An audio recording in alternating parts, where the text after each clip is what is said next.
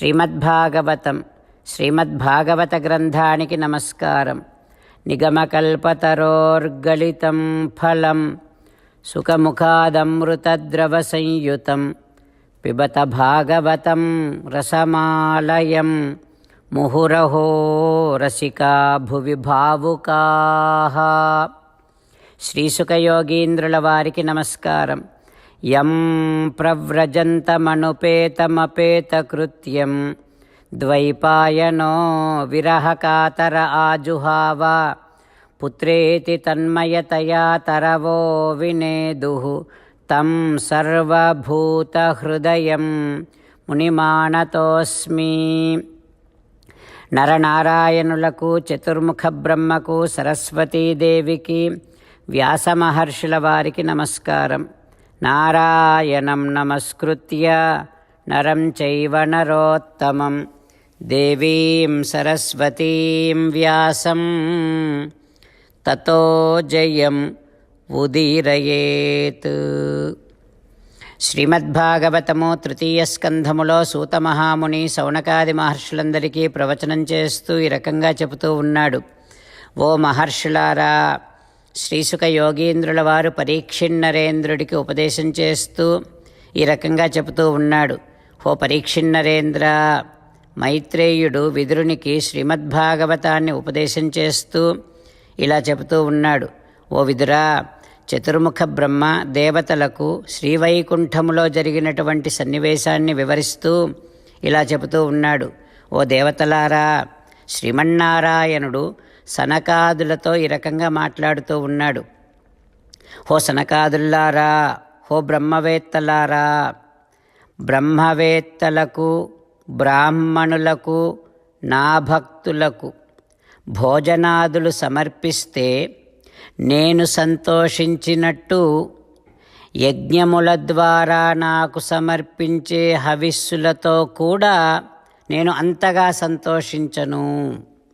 ఓ సనకాదుల్లారా, గంగాజలము నా పాదము నుండి వచ్చినటువంటి నా పాదోదకం, ఆ పవిత్రమైనటువంటి గంగాజలమును సద్యః పునాతి సహ చంద్ర లలామలోకాన్.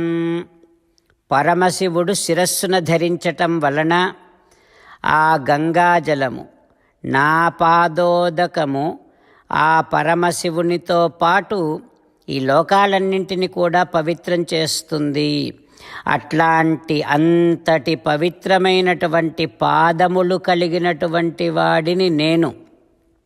అయినా నేను బ్రహ్మవేత్తల, బ్రాహ్మణుల, నా భక్తుల పాదధూళిని కిరీటముతో స్వీకరిస్తా. ఓ సనకాదుల్లారా, బ్రహ్మవేత్తలు, బ్రాహ్మణులు, భక్తులు అంటే నాకు శరీరం వంటివారు. ఏమే తనూః ద్విజవరాన్ దుహతీః మదీయాః భూతాని. బ్రాహ్మణులు, గోవులు నా శరీరము లాంటివారు.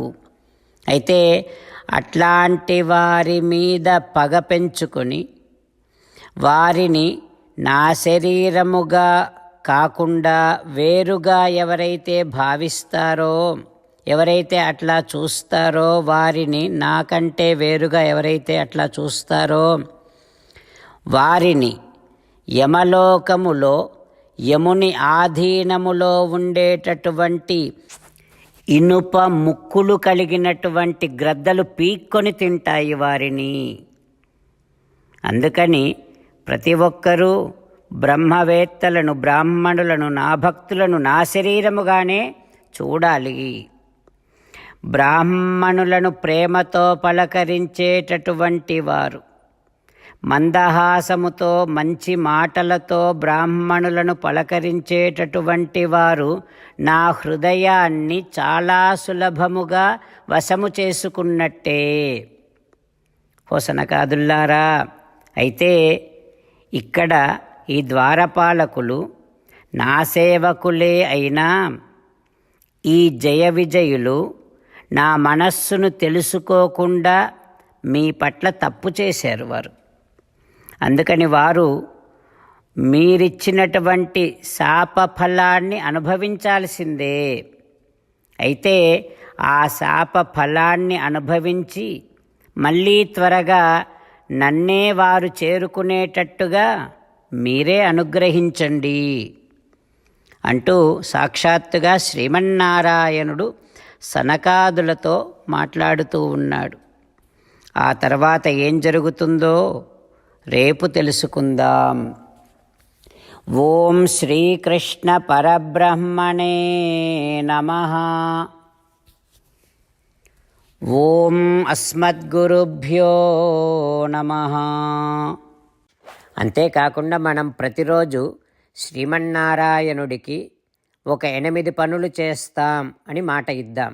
ఎందుకంటే శ్రీకృష్ణ భగవానుడు 18వ అధ్యాయములో 65 నుండి 70వ శ్లోకాల ద్వారా శ్రీమద్భగవద్గీత అంతటికీ సారభూతముగా మనకు 8 పనులు చేయమని చెప్పాడు.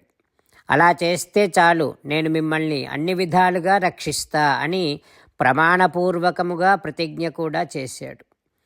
అందుకని శ్రీమద్భగవద్గీతను అంతటినీ విన్న తర్వాత అర్జునుడు కూడా చివరకు కరిష్యే వచనం తవ, కృష్ణ నువ్వు చెప్పినట్టే చేస్తా అని అన్నాడు. కనుకనే భగవానుడు అర్జునుడికి అన్ని విధాల విజయాన్ని అందించాడు. మనం కూడా ప్రతిరోజు శ్రీమన్నారాయణుడికి ఆ రకంగానే మాట ఇద్దాం. 8 పనులు చేస్తాం అని మనము మాట ఇస్తే అది అష్టాక్షరీ మహామంత్ర జపము చేసినటువంటి ఫలితాన్ని మనకు ప్రతిరోజు ఇస్తుంది.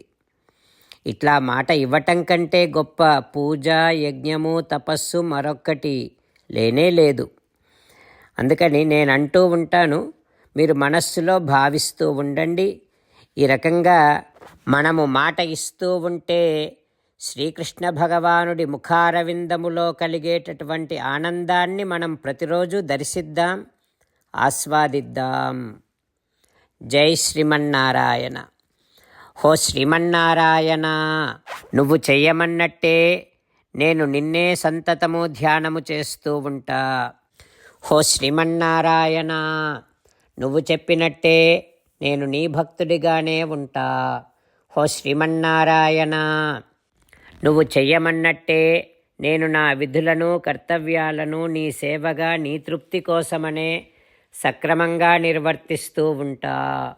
హో శ్రీమన్నారాయణ, నువ్వు చెప్పినట్టే నేను నీవాడిని అనే మహావిశ్వాసముతో నీకే నమస్కరిస్తూ ఉంటా. హో శ్రీమన్నారాయణ, మామేకం శరణం వ్రజ, నన్ను ఒక్కడిని మాత్రమే శరణు వేడుకో అని నువ్వే అన్నావు కనుక నేను నిన్ను ఒక్కడిని మాత్రమే శరణు వేడుకుంటా. హో శ్రీమన్నారాయణ, మా శుచః, ఇక దుఃఖించకు అని నువ్వే నాకు భరోసా ఇస్తున్నావు కనుక నేను ఇక దుఃఖించను.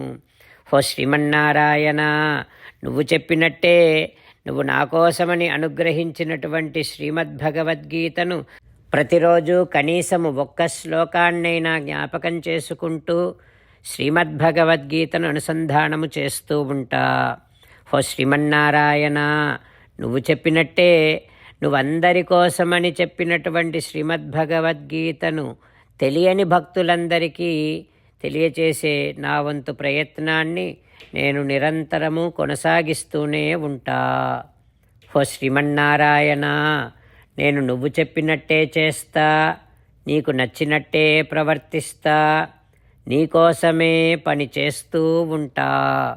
కరిష్యే వచనం తవ. జై శ్రీమన్నారాయణ. భక్తులకు ప్రత్యేకమైనటువంటి విజ్ఞాపన. మీకు అన్ని విషయాలలో వెంటనే మంచి ఫలితాలు రావాలి అనంటే ప్రతిరోజు 1 నిమిషం వెచ్చించి నారాయణాస్త్రాన్ని చదవండి. ఇక మీకు తిరిగే ఉండదు. నారాయణాస్త్రాన్ని పొందడానికి మీరేం చేయాలంటే నారాయణాస్త్రం అనే వెబ్సైట్కి వెళ్ళి మీ పేరు, మీ ఈమెయిల్ ఇస్తే మీ ఈమెయిల్కి నారాయణాస్త్రం PDF వస్తుంది. అందులో ఒక రామాయణ శ్లోకం, ఒక గీతా శ్లోకం, ఒక విష్ణునామం ఉంటాయి. ఆ 3ంటిని కలిపి నారాయణాస్త్రం అంటాం. ప్రతి ఒక్కరికి వేరువేరు శ్లోకాలను ఇస్తున్నాం. ఆ రకంగా ఎవరి శ్లోకాన్ని వారు ప్రతిరోజు తప్పనిసరిగా చదవటం వలన ప్రతిరోజు ప్రతి 24,000 భక్తులతో ఒకసారి సంపూర్ణ రామాయణ పారాయణ, 33 సార్లు శ్రీమద్ భగవద్గీత పారాయణ, 24 సార్లు శ్రీ విష్ణు సహస్రనామ స్తోత్ర పారాయణ జరుగుతుంది. ప్రతి ఒక్కరికి అంతటి విశేష ఫలితము ప్రతిరోజు లభిస్తుంది. అందుకని మీరు, మీ కుటుంబ సభ్యులు అందరూ ఒక్కొక్కరు ఒక్కొక్క నారాయణాస్త్రాన్ని వెంటనే పొందండి. జై శ్రీమన్నారాయణ.